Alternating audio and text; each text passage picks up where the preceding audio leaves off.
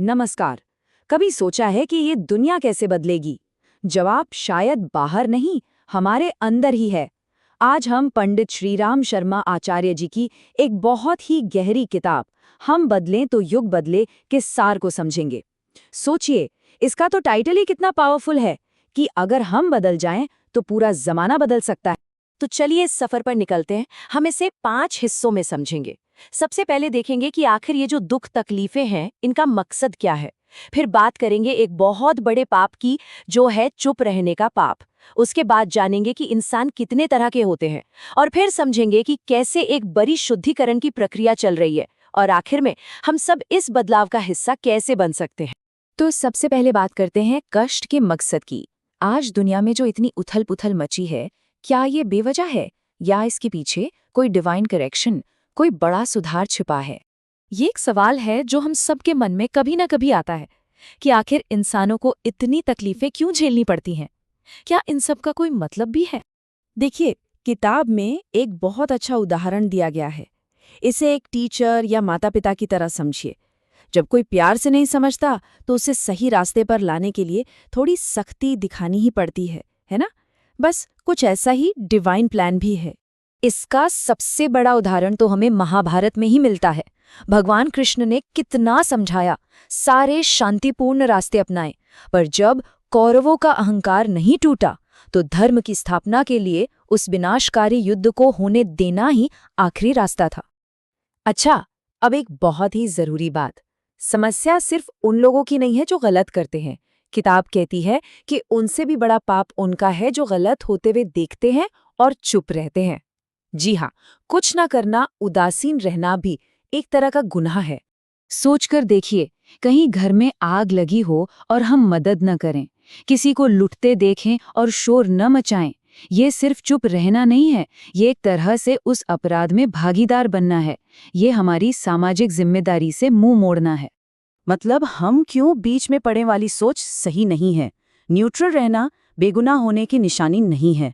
असल में हमारी चुप्पी ही तो बुराई को और ताकत देती है, उसे बढ़ने का मौका देती है। और यहीं पर बात आती है कलेक्टिव कर्मा की, यानी सामूहिक कर्म की। जब समाज में ज्यादातर लोग उदासीन हो जाते हैं तो उसका नतीजा भी सबको भुगतना पड़ता है। तभी तो कहते हैं ना कि गेहूं के साथ घुन भी पिस जाता है।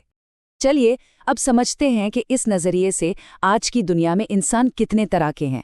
किताब के हिसाब से 3 तरह के: नर पशु, नर पिशाच और देव। तो पहले हैं नर पशु।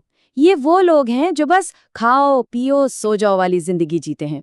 उनका कोई बड़ा मकसद नहीं, कोई ऊंचा लक्ष्य नहीं, बस अपनी जरूरतों में ही उलझे रहते हैं। फिर आते हैं नर पिशाच। ये वो हैं जो जानबूझकर दूसरों को नुकसान पहुंचाते हैं अपने फायदे के लिए। और आज के जमाने में ये सिर्फ मारपीट या हिंसा नहीं है, बल्कि मिलावट करना, धोखा देना, भ्रष्टाचार, ये सब इसी में आता है। और तीसरी श्रेणी है देव, यानी डिवाइन ह्यूमन की। ये वो लोग हैं जो अपने लिए नहीं, दूसरों के लिए जीते हैं, जिनमें करुणा है, सेवा का भाव है, और जो हमेशा अच्छाई के रास्ते पर चलते हैं। तो अब सवाल उठता है कि जब दुनिया में नर पशु और नर पिशाच ज्यादा हो जाते हैं, तब क्या होता है? तब महाकाल यानी टाइम अ ग्रेट पावर हस्तक्षेप करता है। एक महान शुद्धिकरण की प्रक्रिया शुरू होती है। और ये शुद्धिकरण, या कह लीजिए ये मंथन, कई तरीकों से होता है। देशों के बीच लड़ाई, देश के अंदर ही लड़ाई, विचारों की लड़ाई, और तो और बाढ़, भूकंप जैसी प्राकृतिक आपदाएं भी। ये सब इंसान को उसकी गहरी नींद से जगाने के झटके हैं।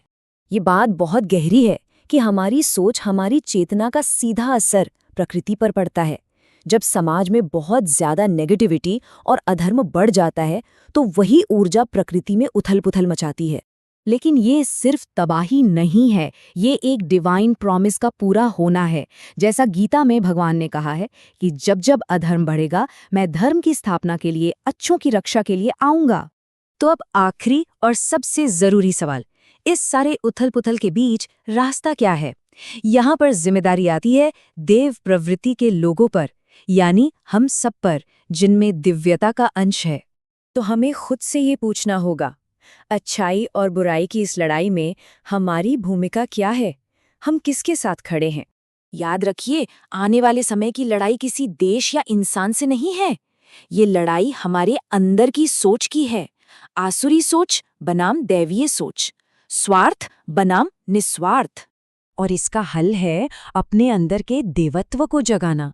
मतलब अपने छोटे मोटे स्वार्थ से ऊपर उठकर सोचना, हिम्मत से सच का साथ देना और दूसरे लोगों के साथ मिलकर अच्छाई फैलाने का काम करना। एक बात साफ है, सतयुग या कोई अच्छा जमाना आसमान से नहीं टपकेगा, उसे तो हमें और आपको ही बनाना होगा, अपने दिलों में अच्छाई जगाकर, अपने कर्मों से। और आखिर में हम वापस वहीं पहुंचते हैं जहां से बात शुरू हुई थी। दुनिया के बदलने का इंतजार मत कीजिए, पहला कदम है खुद को बदलना, क्योंकि जब हम बदलेंगे तभी तो युग बदलेगा।